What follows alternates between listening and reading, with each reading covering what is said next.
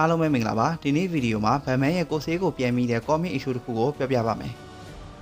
ဗန်မန်က Justice League အဖွဲ့ဝင်တိုင်းရဲ့အားနည်းချက်ကိုလေ့လာပြီးတော့သူတို့ထိမ်းမြဖြစ်လာရင်တိုက်ခိုက်ဖို့အတွက်နည်းလမ်းတွေကိုဖန်တီးခဲ့ပါတယ်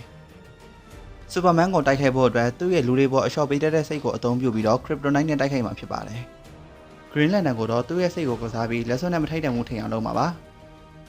Flash ကိုတော့ပြေးတာရက်လိုက်ရင်ပောက်ကွဲစေတဲ့ဖုန်းနဲ့ Cyborg ကိုတော့ virus သွင်းထားပြီးတော့သူတို့ကိုထိန်းချုပ်ဖို့ plan တွေကိုချထားပါတယ်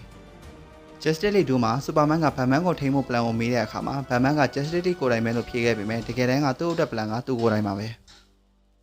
ဒီ comic issue ထဲမှာ Bruce Wayne Batman ကသူ့မှာအခြားစိတ်အခြေအနေတစ်ခု Zoo Era ဆိုတာမျိုးရှိနေပါတယ် Bruce Wayne Batman မှာ Zoo Era စိတ်အခြေအနေဘယ်လိုဖြစ်လာလဲဆိုတာနဲ့ Zoo Era Batman ရဲ့ origin ကိုနောက်ထပ်ဗီဒီယိုမှာတင်ပေးပါမယ် Comic စာမှာပုံမှန်တိုင်းပဲ Bruce Wayne ရှိနေတဲ့ပွဲတစ်ခုကိုပင်ဂွင်းကစတင်တိုက်ခိုက်ပါတယ်ဒီလိုနဲ့ Batman နဲ့ပင်ဂွင်းတို့တိုက်ခိုက်ကြရင်လည်းပင်ဂွင်းကလည်းသူ့အဖွဲ့ကလူတွေအများကြီးခေါ်လာပြီး Batman ကလည်း Robin နဲ့ပြန်ချပါတယ်။နောက်တော့ပင်ဂွင်းက Clayface အရာဆောင်ထားတာဖြစ်ပြီးတော့ခမ်းမတွေကလူတွေအားလုံးကိုတတ်ဖို့လုပ်ခဲ့ပါတယ်။ Batman နဲ့ Clayface ကိုအကြက်ကင်ပြီးလူတွေကိုခမ်းမတွေကထွက်ဖို့ပြောခိုင်းပါတယ်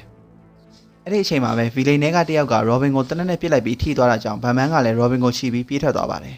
။အဲ့ဒီညမှာပဲ Batman ကပင်ဂွင်းအစစ်စီသွားခဲ့ပြီးတော့ဘာကြောင့်အခုလိုလုပ်ခဲ့လဲမေးပါတယ်။အဲ့ဒီအချိန်မှာပင်ဂွင်းကသူ့အနေနဲ့ Batman ကိုအဆုံးသတ်နိုင်နေဆိုပြီးတော့ Nurse ကိုခေါ်တဲ့ခလုတ်ကိုနှိမ့်နေအစိတ်တောက်လိုက်ပါတယ်။ Batman ကလည်းပင်ဂွင်းပါးစပ်ထဲကအစိတ်ကိုအတင်းပြန်ထုတ်ခဲ့ပေမဲ့ Nurse မဝင်လာတဲ့အခါမှာ Batman ကကိုညီနေတယ်လို့မမြင်ပဲတက်နေတယ်လို့ထင်သွားပါတယ်။ဒီလိုနဲ့ Batman ကလူတက်တယ်လို့ထင်သွားကြပြီးတော့ criminal တွေကလည်း Batman ကိုပို့ပြီးကြောက်လာကြပါတယ်။အဲ့ဒီအချိန် Batman က Batcave တဲကိုပြန်ရောက်လာပြီး Barbara နဲ့စကားပြောနေတော့ set တစ်ခုက complete active ဆိုပြီးထားပွင့်လာရင်းနဲ့ face save online ဖြစ်တယ်ဆိုပြီးစက်ရုပ်တရုပ်ထွက်လာပါတယ်။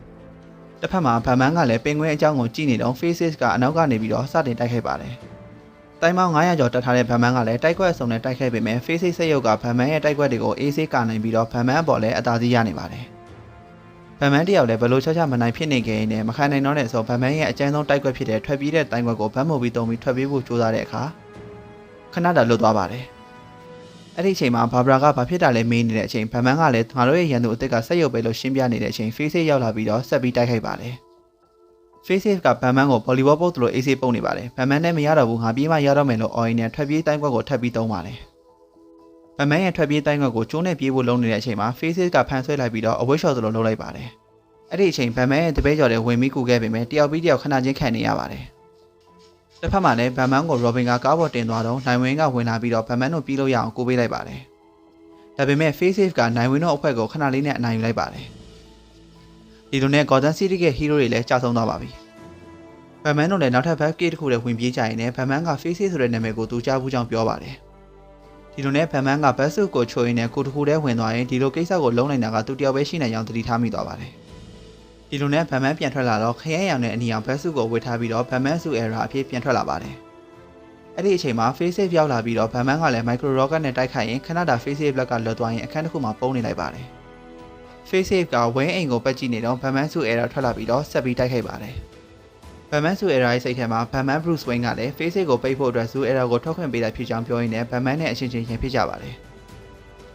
အဲ့ဒီအချိန်မှာ Batman Bruce Wayne ကသူ့ရဲ့စိတ်နဲ့ခန္ဓာကိုယ်ကိုပြန်ထိန်းချုပ်နိုင်ပြီးတော့ Faces ရဲ့တိုက်ကွက်တွေကိုအသာလေးရှောင်လိုက်နိုင်ပါတယ်။ဒါပေမဲ့အဖက်ဖက်ကခွင့်မတာတာကြောင့် Batman နဲ့လှိမ့်ပြီးခံနေရပါတယ်။ Batman တယောက်လည်းလောဝဲအိတ်တို့အထိုးခံရပြီးတဲ့အခါမှာအတိတ်ကိုပြန်မြင်ရောင်နေရင်းနဲ့နောက်ကနေရုတ်တရက် Superman ဝင်လာပါတယ်။ဒီတစ်ခါဘတ်တဲက Man of Steel ကဘာကြီးရဲ့စွမ်းအားအကြီးဆုံးလူသားနဲ့ Faces လေးနှုတ်ဆက်ရုပ်တို့ရဲ့တိုက်ပွဲပဲဖြစ်ပါတယ်